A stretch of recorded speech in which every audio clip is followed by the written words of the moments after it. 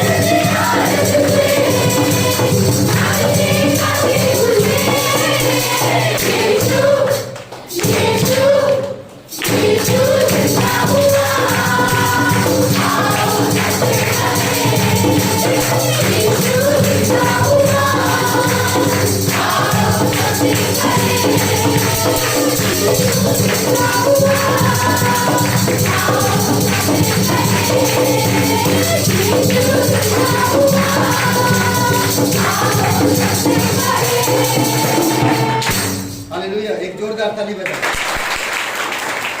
Yes, हमारा प्रभु जिंदा, वो हमेशा जिंदा था, जिंदा है, जिंदा रहेगा। वो कुछ क्षण के लिए इस संसार को दिखाने के लिए आया था कि परमेश्वर वो हमारी हर एक नाकाम को पूरा करके उसने हमारी तरह जीवन जीकर इस धरती पर पवित्र जीवन रहेगा। उसने परमेश्वर को प्रसन्न किया, हमारी ओर से वो बलिदान हुआ। पिता का जो क्रोध हर एक मानव जाति पर था, वो क्रोध को ठंडा करके मौत से विजय पाकर आज स्वर्ग में वो जीवित है हमेशा, आज काल और युगान में। धन्यवाद देते प्रभु, तुम जिंदा परमेश्वर, तुम जीवित परमेश्वर, तेरी महिमा करते हैं। जिंदा यीशु, जिंदा यीशु, जिंदा यीशु, मेरा जिंदा यीशु, जिंदा यीशु, जिंदा यीशु, जिंदा यीशु, मेरा जिंदा यीशु, तेरी नाम की महिमा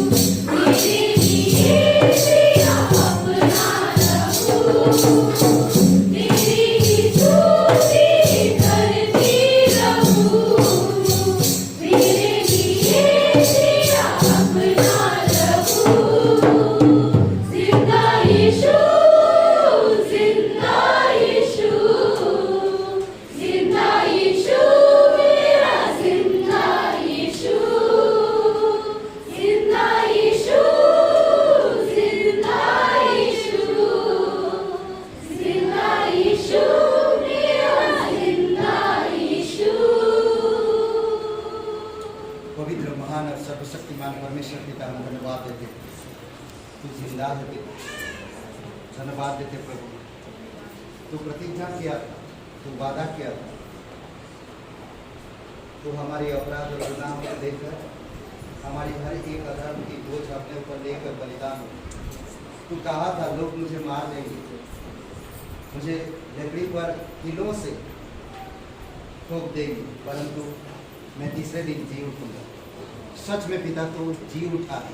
प्रभु यीशु तो जीवित है, इसीलिए अपने हाथों को ऊपर करिए, कहिए मेरा प्रभु जीवित है, मेरा प्रभु जीवित है। धन्यवाद देते पिता, तेरी स्तुति महिमा करते प्रभु यीशु। अभिषेक करो इस सभा को पिता, प्रत्येक हृदय आत्मा से बातें करो प्रभु यीशु। धन्यवाद देते, प्रार्थना सर्वशक्तिमान यीशु मसीह के नाम से मांगते, आमीन। ओके, आप सब लोग थोड़ा सा बात करते हैं। क्या दिया परमेश्वर आपको? आप क्या दे सकते परमेश्वर? परमेश्वर ने जब हम मौत की कगार पर थे, मौत हमारी स्वामी था, पाप अपराध ये हमारी जिंदगी के हिस्से थे। परमेश्वर ने जगत से प्रेम किया, अपना इकलौता पुत्र दिया। परमेश्वर ने जगत से प्रेम किया, अपना इकलौता पुत्र दिया, और वही पुत्र के कारण हमारी अपराध, हमारी पाप क्षमा हुआ, हमें नया जीवन मिला। आज हम परमेश्वर की उपस्थिति में हैं। लोग हंसते हैं, मरने के बाद क्या पास्टर जी क्या है, मरने के बाद कौन क्या करेगा, जीवन यही तो है। 1000 वर्ष की राज्य, आपकी आत्मा कभी नहीं मरने वाली। परमेश्वर की योजना को हंसी में मत उड़ाइए।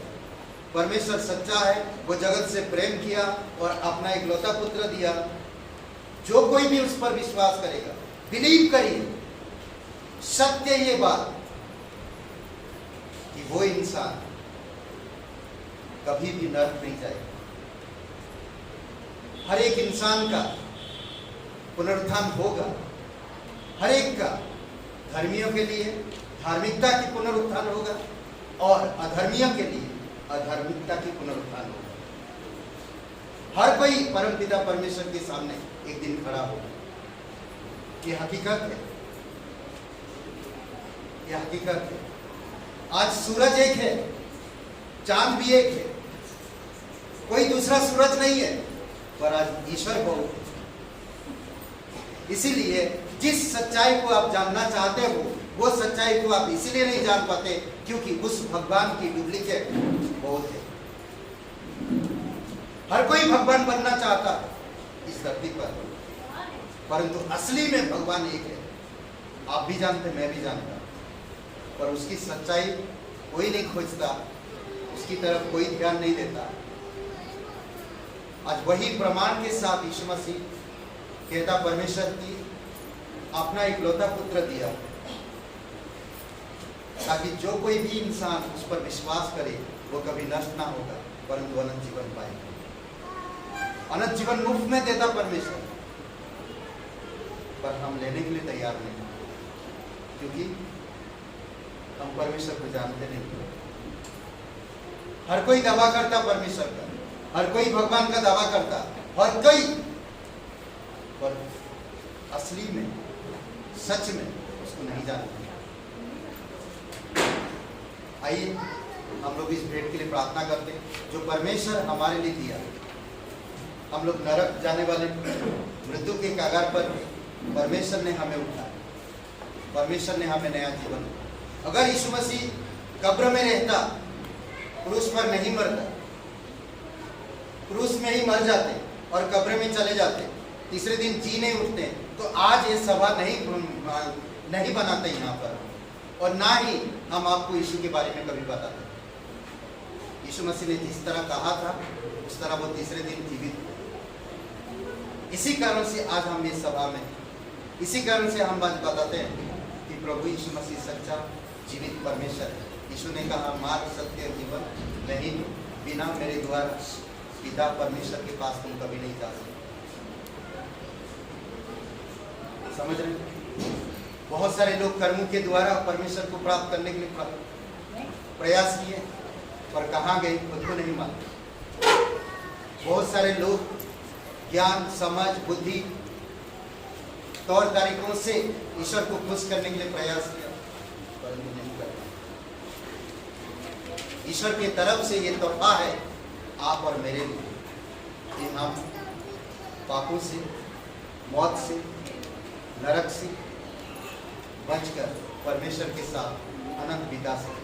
इसीलिए परमेश्वर कहता है जो कोई उसके पुत्र के नाम पर विश्वास करता है वो कभी नष्ट नहीं होगा परंतु अनंत जीवन पाएगा। ये मुफ्त फ्री भेंट हमारे लिए। आज हम क्या दे सकते हैं?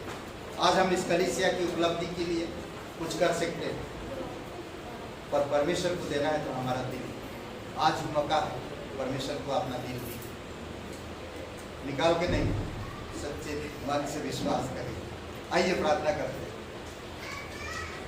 पवित्र परमेश्वर पिता, हम धन्यवाद देते हैं जीवित और पराक्रमी परमेश्वर,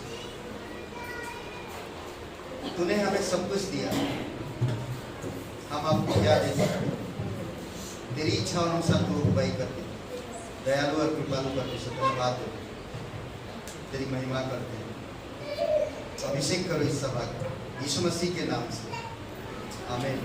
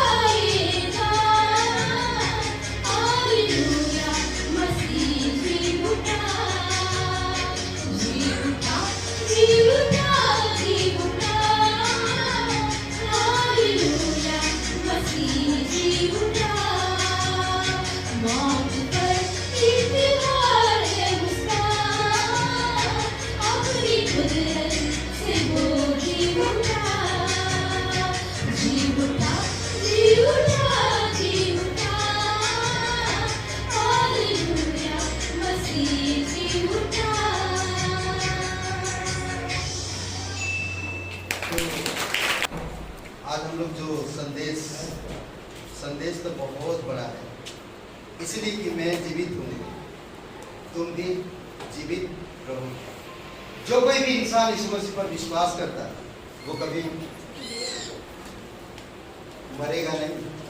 परमेश्वर कहता शारीरिक नहीं, आत्मिक तौर पर जो कोई यीशु मसीह पर विश्वास करता है वो कभी मरेगा नहीं, शारीरिक पर नहीं, आत्मिक तौर पे। इस बात को लोगों ने नहीं समझ पाया। वो लोग समझते थे हमेशा परमेश्वर की बातों को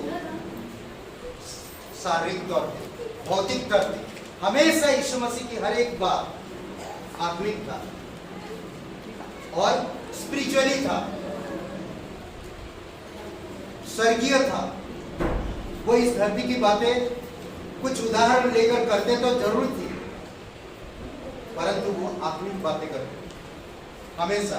इसीलिए आपको मुझे ध्यान देना और समझना।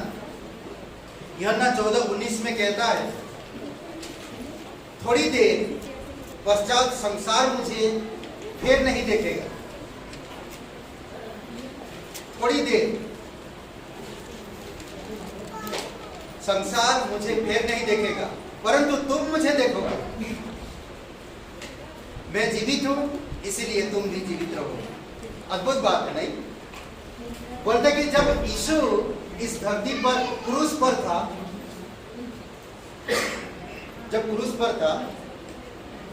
तब उस समय कहते हैं कि खलबली मच रहा है, लोग मजाक उड़ा रहे हैं चारों तरफ। बोलते क्या हो क्या गया? चेले छोड़ के जा रहे हैं, चारों तरफ अंधेरा छा रहा था। ये हो क्या गया? जिसने मुर्दों को जिंदा किया, बीमारियों को ठीक किया, अंधों को आंखें खोल दिया, कोड़ियों को सिद्ध किया, ठीक किया, पानी पर चला, आंधी तूफानों को शांत किया, 38 साल रोगी इंसान को कुछ नहीं दवाई, कुछ नहीं, ठीक कर दिया।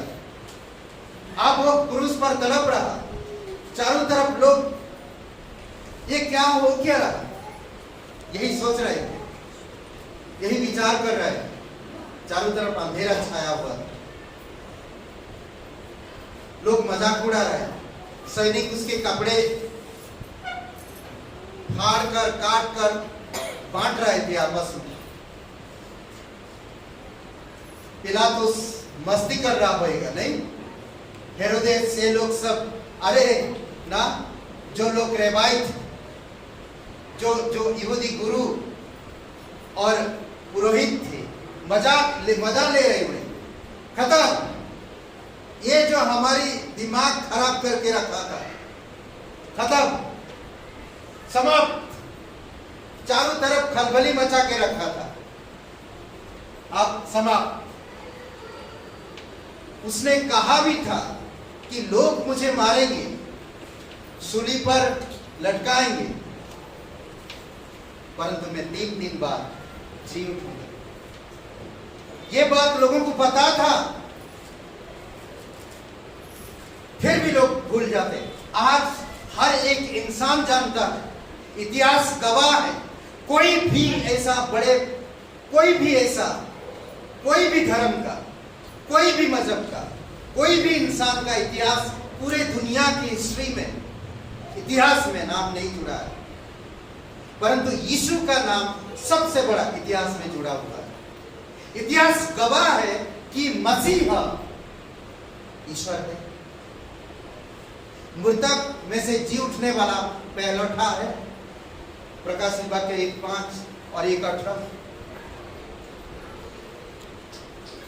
वही पहलौठा है, सब चीजों का शिरोमणि है वो, राजाओं का राजा है, पूरे दुनिया की राजाओं का शासक है वो, अधिकारियों का अधिकारी है वो। सारा प्रिंसिपलिटी, सारा अधिकार, सारे सामर्थ उसी को दिया गया है। समझ रहे? अद्भुत है,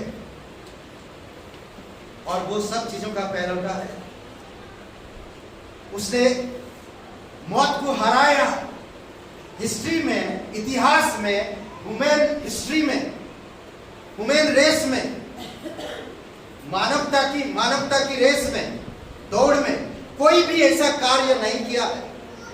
बहुत कोई आए हैं, बड़े बड़े कर्म किए, बड़े बड़े काम किए, अपना नाम आज तक लिखे हुए पत्रों की पट्टियों पर।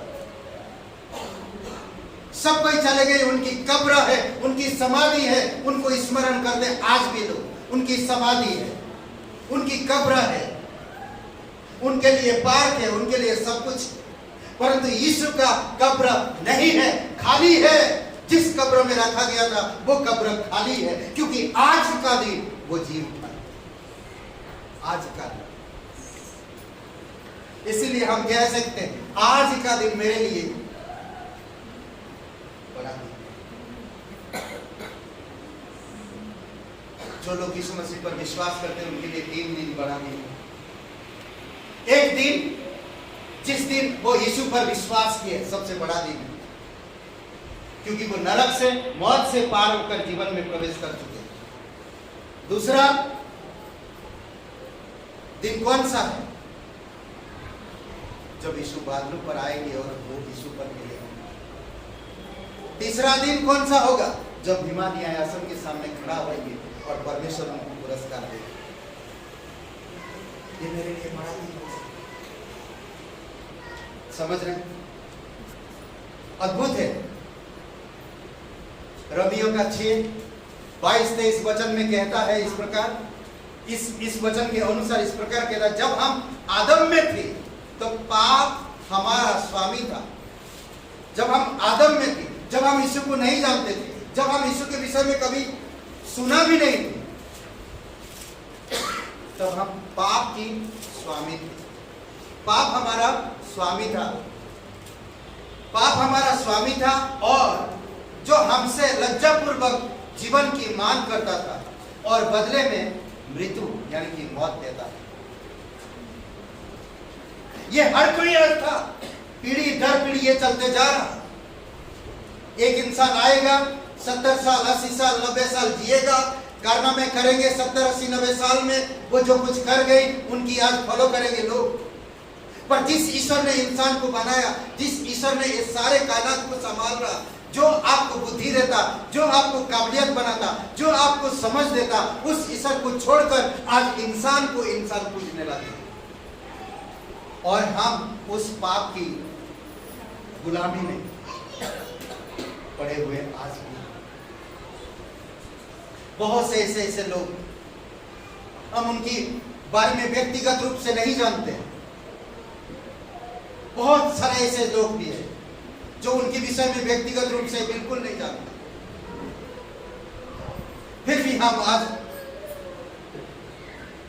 फॉलोअर, हम उनकी व्यक्तिगत नहीं जानते, फिर भी हम फॉलो करते हैं।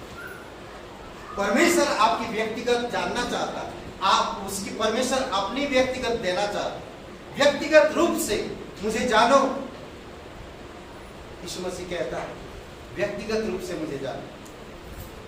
दूसरी बात इसमें कहता है रोमियो का 6:22-23 में, परमेश्वर का वरदान, यह परमेश्वर का अनुग्रहकारी वरदान है जिसने हम पर किया।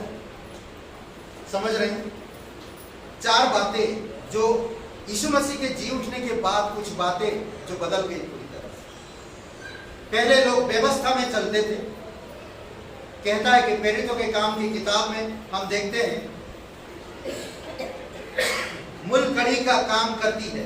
मूल कड़ी का केंद्र बदलना दर्शाती है। जो केंद्र थी वो बदल जाता है पूरी तरह से। ध्यान दीजिए, सबसे पहली बात, व्यवस्था से अनुग्रह में आ जाते हैं सब। व्यवस्था बदल गई, पुरानी नियम खत्म हो गया। व्यवस्था जो था यहूदियों को मूसा के द्वारा परमेश्वर ने दिया था, आप वो व्यवस्था में नहीं बल्कि अनुग्रह में जीवन जियो। व्यवस्था में आप सब कुछ करने की जरूरत नहीं, आप अनुग्रह में रहो। अनुग्रह पूरा किया। दूसरी बात हम देख सकते हैं, नियम पालन से मसीह में स्वतंत्रता। पहले नियम पालन किया जाता था, परंतु अगर 10 नियम है और 10 नियम में से मैं 9 नियम पालन किया, एक नियम को पालन नहीं कर पाया, तो मैं 10 के 10 ही व्यर्थ ठहराए। अब यीशु जी उठने के बाद क्या नियम पालन से मसीह में स्वतंत्रता, आजादी मिल गई। अब मुझे 10 के 10 नियम पालन करने की जरूरत नहीं, सिर्फ यीशु मसीह पर मुझे तन मन से विश्वास करने की जरूरत है, 10 नियम पूरा कर देता हूं। अद्भुत है, यह परमेश्वर की प्रतिज्ञा है। हर कोई इंसान, कोई भी इंसान 10 के 10 नियम आज तक पूरा नहीं कर पाया। केवल यीशु जो मनुष्य बनकर इस धरती पर आया, परमेश्वर के हर एक नियम को पूरा किया और क्रूस पर बलिदान हुआ, कब्र में गया, तीसरे दिन जी उठा। तभी वो कह रहा, आज तुम्हें 10 नियम करने की जरूरत नहीं, सिर्फ मुझ पर विश्वास कर, फॉलो कर, स्वतंत्र हो नियम से पालन, नियम पालन से। तीसरी बात, यहूदी धर्म से मसीही बिलीवर बन गए, विश्वासी बन गए। यहूदी धर्म नहीं, कोई अगर यीशु मसीह पर विश्वास करता तो यहूदी धर्म नहीं, एक बिलीवर हो जाता, एक फॉलोअर होते। फॉलोअर को कोई धर्म नहीं होता है, फॉलो करते, वो किसी को भी कर सकते। यीशु कहा विश्वासी बन गए, विश्वास से जीवन जीते। चौथी बात, केवल यहूदियों के लिए सुसमाचार से यहूदी और अन्य जाति के लिए सुसमाचार खुल गया। पहले यहूदियों के लिए सुसमाचार था, पर अन्य जातियों के लिए भी सुसमाचार खुल गया। पहले सिर्फ परमेश्वर यहूदी लोगों से सुसमाचार सुनाने के लिए बातें करता था, परंतु जब यीशु आया तो अन्य जातियों के लिए भी बात करने का, सुसमाचार पहुंचाने का तजुर्बा बदल गया जी उठने के बाद। पांचवी बात, इजराइल परमेश्वर का चुना हुआ हथियार से कलीसिया बन गया। चुना हुआ हथियार था परमेश्वर का इजराइल, परंतु आज परमेश्वर का चुना हुआ कलीसिया है। जानते हैं, कलीसिया बुलाए गए लोग हैं आप चुने गए लोग हैं, बुलाए हुए लोग हैं आप। कितनी सौभाग्य है, परमेश्वर आपको बुलाया। कितनी भाग्य की बात है ये कि आप चुने गए हो परमेश्वर की ओर से, एक खुशी की बात है। समझ रहे?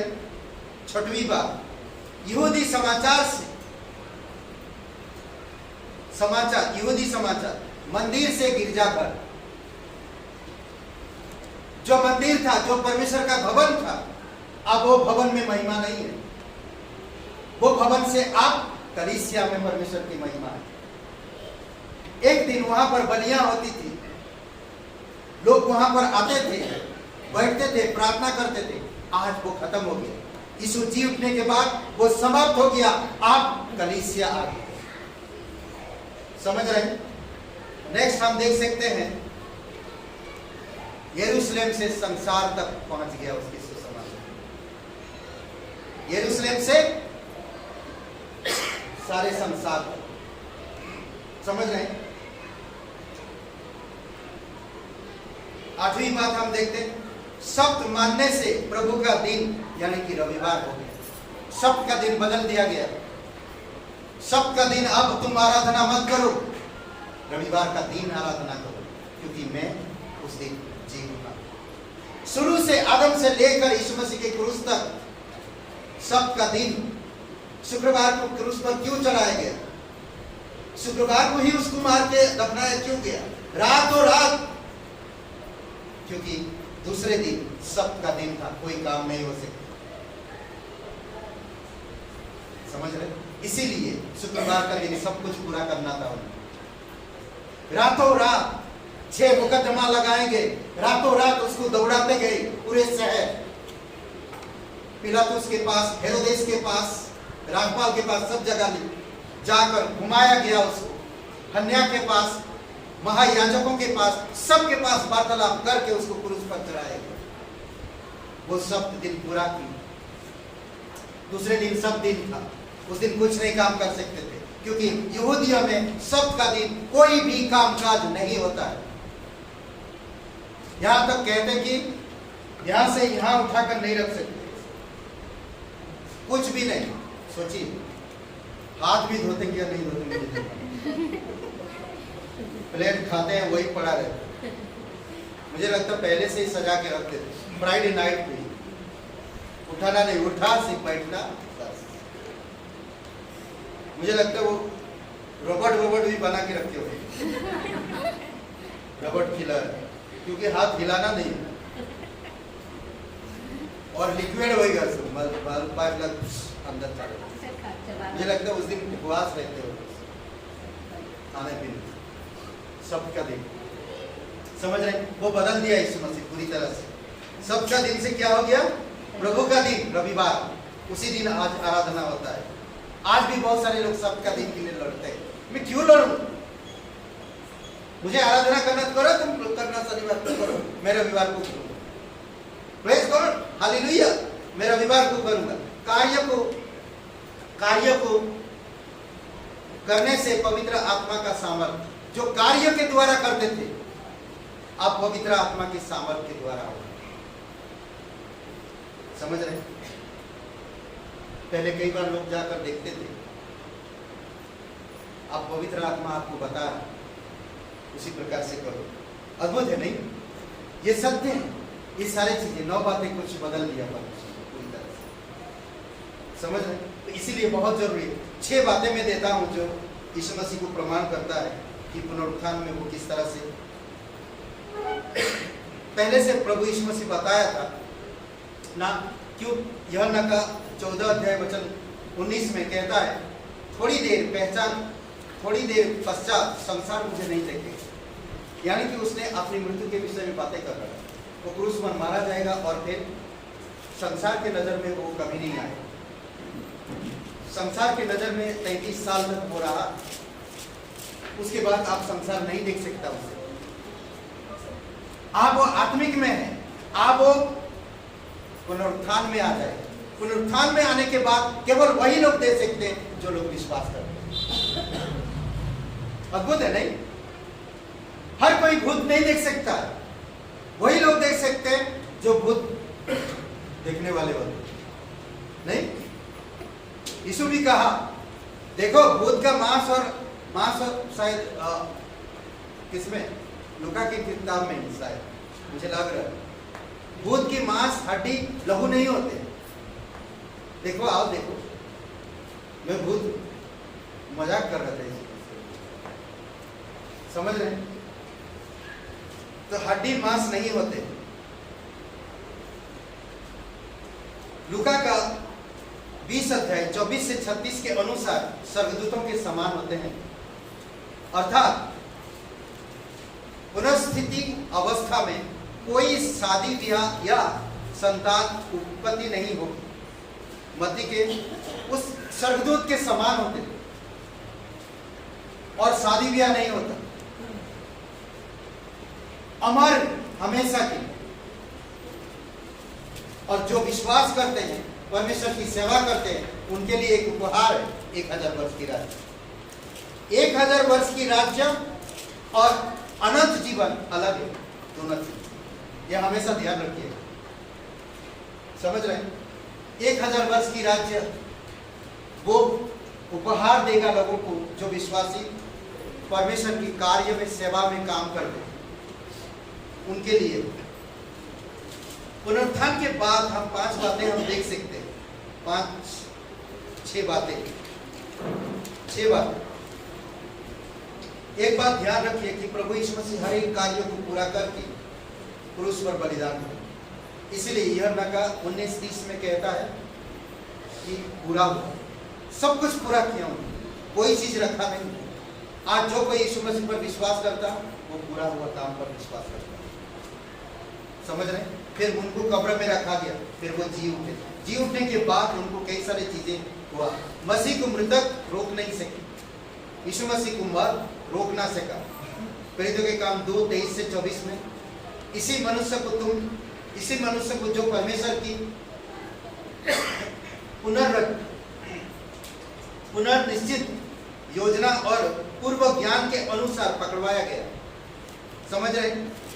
तुमने विधर्मियों के हाथ क्रूस पर कीलों से उपाकर मार डाला, परंतु परमेश्वर ने मृत्यु की पीड़ा को मिटाकर उसे पुनः जीवित कर दिया। क्लियर है? समझ रहे हैं? मौत उसको रोक ना सका। आज जो कोई भी इंसान यीशु मसीह पर विश्वास करता, वो मरेंगे तो जरूर शरीर से, पर आत्मा में नहीं। आत्मा में परमेश्वर के साथ हमेशा रहेंगे।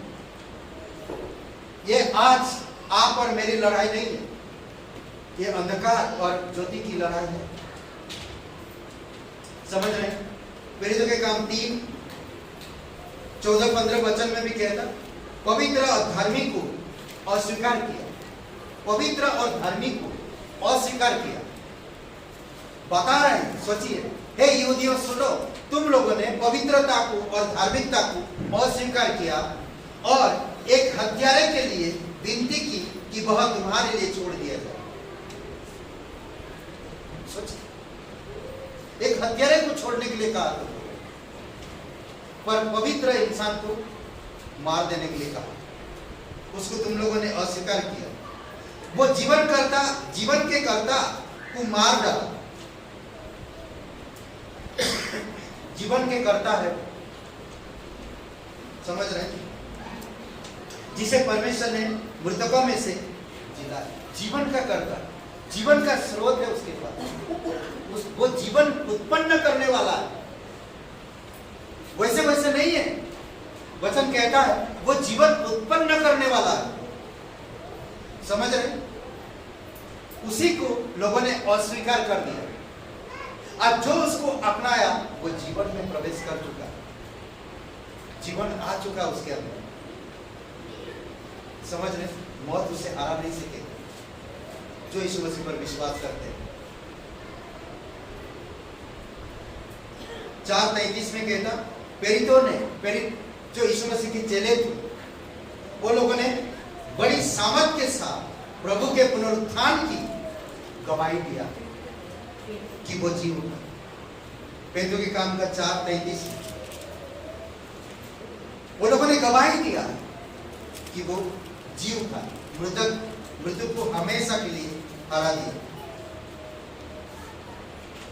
और उन पर बड़ा अनुग्रह था। दूसरी बात, मसीह के पुनरुत्थान के प्रमाण। क्या प्रमाण है? बहुत सारे प्रमाण है, परंतु मैं 1-2 देता हूं जो आप देख सकते हैं। मत्ती का 65-66 पिलातुस ने उसे कहा, तुम्हारे पास पहरेदार है, जाओ जैसे भी उसे सुरक्षित रख सको वैसा ही रखो। क्यों कह रहा? क्योंकि यीशु मसीह ने कहा था कि मैं तीसरे दिन मरे हुए से जी उठूंगा।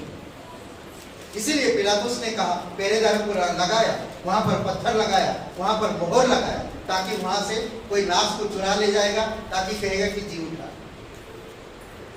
समझ रहे? सुनिए, अतः उन्होंने जाकर कब्र की रखवाली करवाई तथा पहरेदार बैठाकर पत्थर पर मोहर भी लगवाई। लूका का 24:39 में, मेरे हाथ और मेरे पैरों को देखो, यीशु मसीह जी उठा था, पत्थर हटा गया, हाथ पैरों को देखो बोल, जहां पर कीलों से छेद किया गया, कीले ठोके गए, कीले जड़े गए उसके अंदर। वो कह रहा, मेरे हाथ और मेरे पैरों को देखो कि स्वयं मैं ही। यीशु कह रहा, स्वयं मैं ही, मुझे छूकर देखो। क्योंकि यहां पर कह रहा, क्योंकि भूत के मांस और हड्डियां नहीं होते। मजाक भी कर रहे हैं, बोलते जो भूत होते हैं इनकी मांस और हड्डियां नहीं होती। मांस और हड्डियां होते तो वो भूत नहीं होते। भूत नहीं होते, मजाक कर रहा। एक लड़का डॉक्टर के पास जाता है। एक लड़का मतलब है तो 18-20 साल का यंग लड़का एक डॉक्टर के पास जाता है और कहता है कि डॉक्टर साहब देखिए, मुझे क्या हुआ कुछ समझ में नहीं आया। बोल, डॉक्टर साहब मुझे देखा, बोला हाँ तुम्हें तो समस्याएं हैं। बोलते क्या क्या क्या समस्याएं हैं? बोले तुम्हें आंखों की प्रॉब्लम। बोले आंखों की प्रॉब्लम है? बोलता हाँ। वो कैसे? बोले तुम आते वक्त देखा नहीं, बोर्ड में लिखा हुआ ये जानवरों का डॉक्टर है। कभी कभी कई सारी चीजें आ जाती हैं, हम लोग भी नहीं समझ पाते। 20:20 यूहन्ना का 20:20 पेटों के काम 1:3 ये पढ़ सकते, प्रमाण दिया है यीशु मसीह ने। तीसरी बात, पुनरुत्थान के पश्चात मसीह दिखाई दिया। यीशु मसीह पुनरुत्थान के बाद लोगों को दिखाई दिया, बहुत से लोगों को। मत्ती का 28:9, 16-17, मरकुस का 16-9-14। समझ में आ रहा? लूका 24:15, 36-50, 24:15, 36-50। मोबाइल नंबर याद रहता बड़ा फटाफट ना, परमेश्वर का वचन याद नहीं रहता नंबर। लूका 24:15, 36-50, यूहन्ना 20:19, 26-28, यूहन्ना 20:19, 26-28, 20:19, 26-28 हो गया। चौथी बात, मसीह क्यों मरा और फिर जी उठा? क्या बोलते हैं? कोई कुछ बोल सकते हैं? मसीह क्यों मरा फिर क्यों जी उठा? क्या बोलते हैं? देखिए जरा।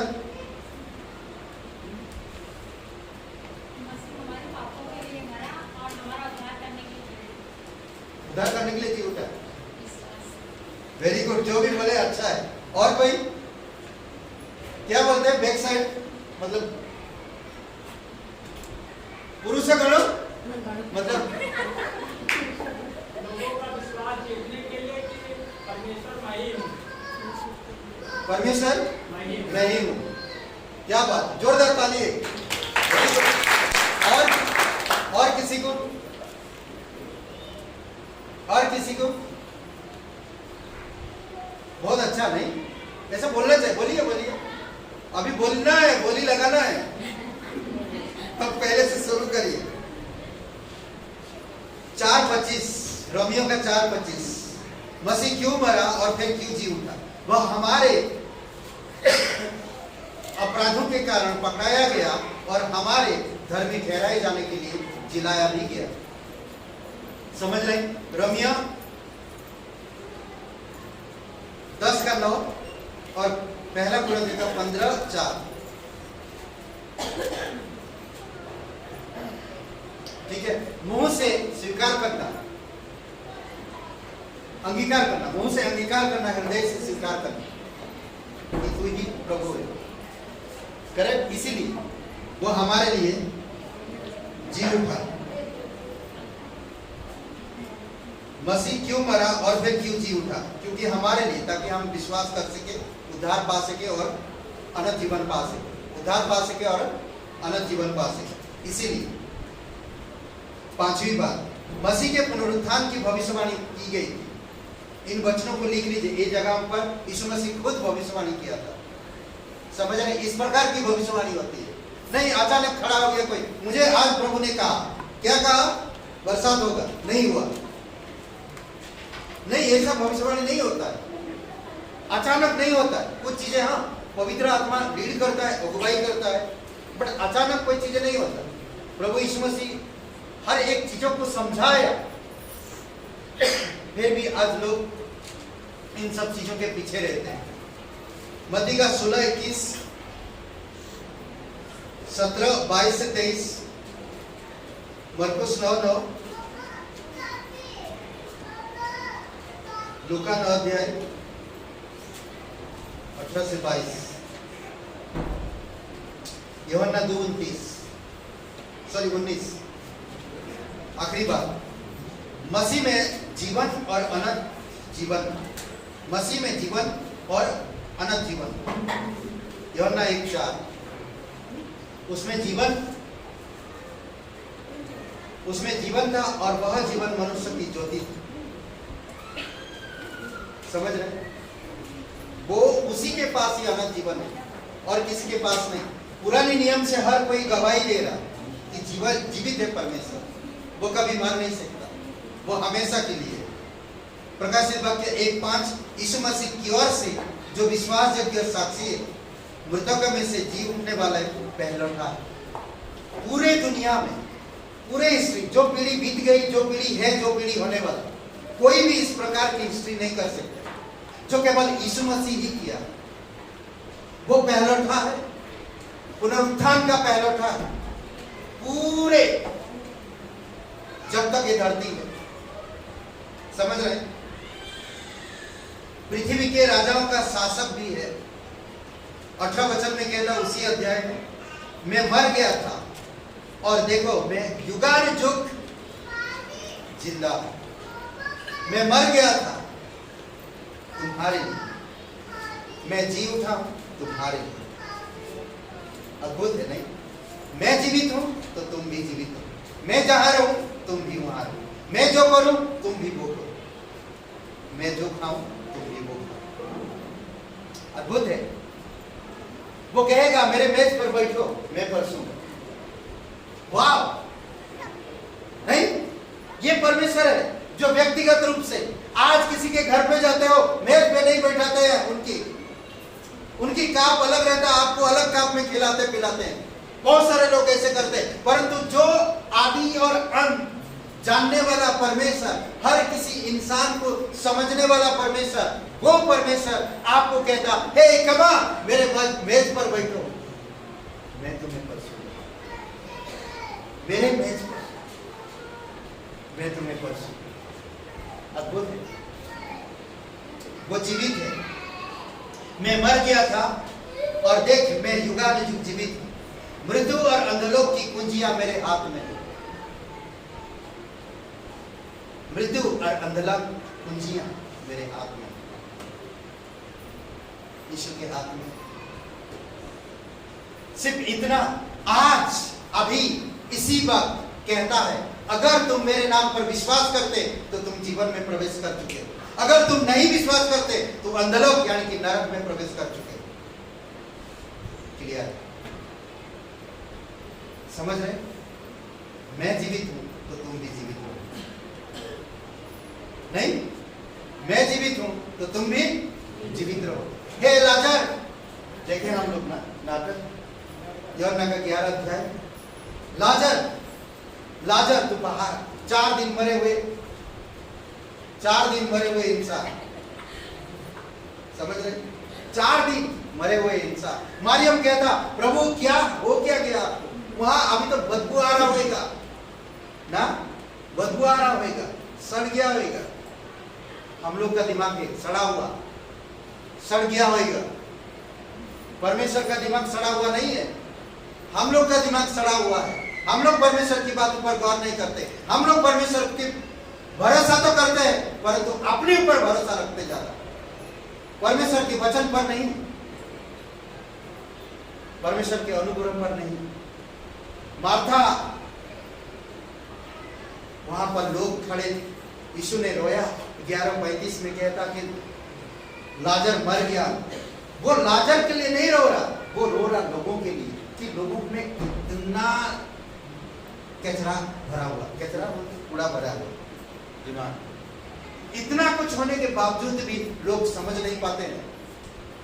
आज गर्व के साथ कहता, मैं अगर अभी इसी वक्त मर जाता हूं तो स्वर्ग में रहूं।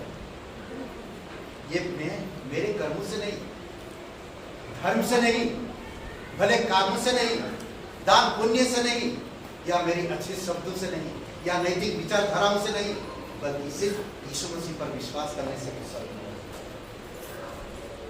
क्यों? क्योंकि यीशु मसीह ने कर दिखाया। यीशु मसीह इंसान बना, इस धरती पर आया, लोगों की मदद की, लोगों को राह दिखाया, लोगों को सुसमाचार बताया, लोगों की दुख तकलीफ में मदद की, विधवाओं पर, अनाथों पर, जो दुनिया ठुकरा रहा था उन पर तरस खाया। लोगों को देखा कि कोई उनका रखवाला नहीं, कोई उनका देखभाल करने वाला नहीं, कोई उनको सही रास्ता दिखाने वाला कोई नहीं है। सब कोई ठगी है इस संसार में। हर कोई अपनी फायदा के लिए सोचता है, अपनी फायदा के लिए करता है, अपनी फायदा देखता है, परंतु यीशु ने ऐसा नहीं किया, राह दिखाया और तीसरे दिन जी। पहला कुरिन्थियों का 15:6 में कहता कि 500 से भी ज्यादा लोगों ने देखा कि यीशु जीवित हुआ और स्वर्ग में चढ़ गया। और जाते जाते जैसे स्वर्ग के तरफ जा रहा था, स्वर्गदूत आकर कहते हैं कि हे गलील के लोगों, तुम ऊपर क्या देख रहे हो?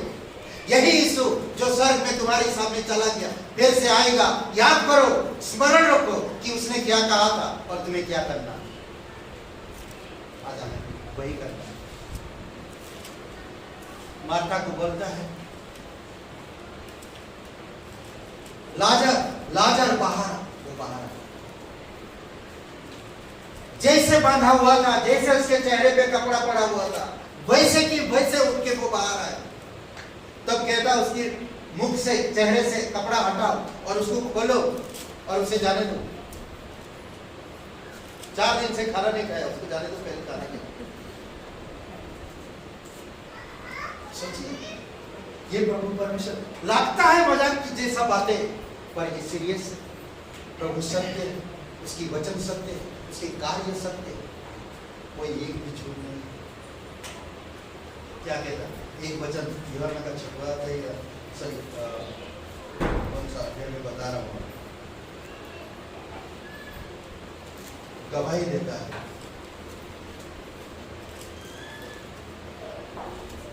पवित्र शास्त्र उसकी गवाही दे रहा है।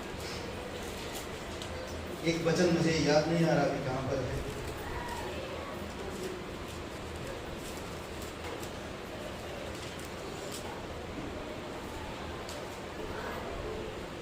अभी याद नहीं आ रहा, बाद में हम लोग देखते हैं, ठीक है। तो कहता कि तुम इधर उधर क्या ढूंढते हो?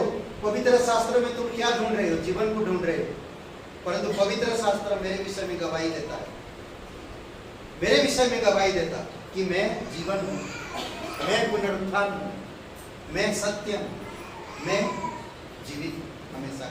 पवित्र शास्त्र गवाही देता है। जितना पढ़ोगे जीवन में उतना बढ़ोगे। पढ़ो, हर एक चीजों के साथ साथ इसको थोड़ा प्राथमिकता दो। जब आप इसको प्राथमिकता दोगे, आपके जीवन में देखो किस तरह से काम बनते जा रहा है। आपको किसी से कुछ भी करने की जरूरत नहीं पड़ेगा। आप परमेश्वर के साथ संबंध बढ़ा रहे, परमेश्वर के साथ आपका संबंध बढ़ रहा है, तो देखो परमेश्वर किस तरह से आप ब्लेसिंग करता है। मैं जाकर नहीं कहूंगा कि पास्टर जी मेरे लिए प्रार्थना करो, मैं नहीं कहूंगा कि पास्टर जी मेरे लिए दुआ करो, मेरे घर के लिए, मेरे बेटी के लिए, मेरे बेटा के लिए, मेरे पति के लिए, मेरे पत्नी के लिए। नहीं, मैं नहीं कहूंगा। मैं इससे सब कुछ प्राप्त करता हूं, इसी से मुझे बोलने की जरूरत नहीं पड़ता है। मैं रोज पढ़ूं परमेश्वर के साथ, परमेश्वर मुझे सलाह देता है, परमेश्वर अगुवाई करता है। रोज पढ़ता हूं मैं, 12 घंटा ड्यूटी करने के बावजूद भी, 8 घंटा ड्यूटी करने के बावजूद भी मेरे पास समय है परमेश्वर के साथ समय बिताने के लिए। मेरे पास जॉगिंग करने के लिए 2 घंटे का समय है, 1 घंटा जॉगिंग करूंगा, पर 1 घंटा मैं परमेश्वर को दूंगा। यस, मेरे शरीर को भी देखभाल करना, यस, मेरे परिवार को भी देखभाल करना। वो जीवित परमेश्वर है। जब आप ये पढ़ोगे, आपका जीवन को जिंदा करेगा, आपके परिवार को जिंदा करेगा, आपकी ब्लेसिंग, आपके बिजनेस को जिंदा करेगा, आपकी कारोबार, आपकी हर एक चीज को जिंदा करेगा। हालेलुया, ये हमारा परमेश्वर है। समझ रहे? इसीलिए वचन को पढ़ना, वचन गवाही देता है, वचन बताता है उसके विषय। आमीन। मैं जिंदा हूं, तुम भी जिंदा हो। मैं जिंदा रहूंगा तो तुम भी जिंदा रहोगे। आइए प्रार्थना करते हैं। पवित्र, महान और सर्वशक्तिमान परमेश्वर पिता, हम धन्यवाद देते हैं। राजाओं का राजा तू, प्रभुओं का प्रभु, सर्वशक्तिमान परमेश्वर, तेरी दया और तेरी कृपा के अनुसार तो बुराई करती है। कोई भाई बहन नहीं जानते, सबकी आंखें बंद है, सबकी सर झुके हुए। कोई भाई बहन आप नहीं जानते हो इस जीवन के अंत के बाद आप कहाँ आनंद बिताओगे। हम जानते हैं, आप भी जानते हो कि हर एक इंसान पापी है और पाप की मजदूरी मृत्यु है, और मृत्यु हमें ईश्वर से अलग करता है, ईश्वर की उपस्थिति से, ईश्वर की संगति से। आपको दूर करता है। इसीलिए अगर आप नया जीवन पाना चाहते हैं, ईश्वर का साथ पाना चाहते हैं, तो आज मेरे साथ ये प्रार्थना आप अपनी विश्वास यीशु मसीह पर डाल सकते हो और मेरे साथ अपने दिल से ये प्रार्थना को कर सकते हो। कह सकते हो सच्चे दिल से, यीशु मसीह आपके अपराधों को मिटाने के लिए क्रूस पर जीवन दिया, कब्र में गया और तीसरे दिन जी उठा। वो जीवित है, वो आपकी हमेशा मदद करने वाला है। अगर आप विश्वास करना चाहते हैं, पापों की क्षमा पाना चाहते हैं, नया जीवन पाना चाहते हैं, अनंत जीवन में प्रवेश करना चाहते हैं, परमेश्वर के साथ आपका रिश्ता एक बने, पुत्र संबंध, पुत्र या बेटे का संबंध, तो आज आप अपना दिल, अपना मन प्रभु को दे सकते हैं। अगर आप देना चाहते हैं, अपनी पापों से प्रायश्चित पाना चाहते हैं, तो मेरे साथ अपने दिल से, मन से प्रार्थना कर सकते। सबकी आंखें बंद है, सबकी सर झुकी हुई। कहिए, हे यीशु, मैं जानता हूँ मैं एक पापी इंसान हूँ, मैं खुद को नहीं बचा सकता। मैं धन्यवाद देता हूँ, तू मेरे अपराधों के कारण क्रूस पर जीवन दिया, कब्र में गया, तीसरे दिन जी उठा। मैं इस बात पर यकीन करता हूँ, विश्वास करता हूँ, तू मेरा उद्धार करता, तू मेरा मुक्तिदाता। हे यीशु, मुझे माफ कर दे। तू पवित्र परमेश्वर का एकलौता पुत्र यीशु नासरी, मेरा मुक्तिदाता, मेरा उद्धार करता। यीशु मसीह के नाम से सबकी आंखें बंद है, सबकी सर झुकी हुई। अगर कोई पहली बार प्रार्थना की है तो एक क्षण के लिए अपने हाथ ऊपर कर सकते हैं, एक क्षण के लिए अपने हाथ ऊपर कर सकते हैं। कोई पहली बार प्रार्थना की है, धन्यवाद पिता, धन्यवाद प्रभु यीशु मसीह, तेरी स्तुति महिमा करता। तू सच्चा और जीवित परमेश्वर, अभिषेक कर प्रत्येक लोगों को, बुद्धि समझ के साथ आप अगुवाई करो।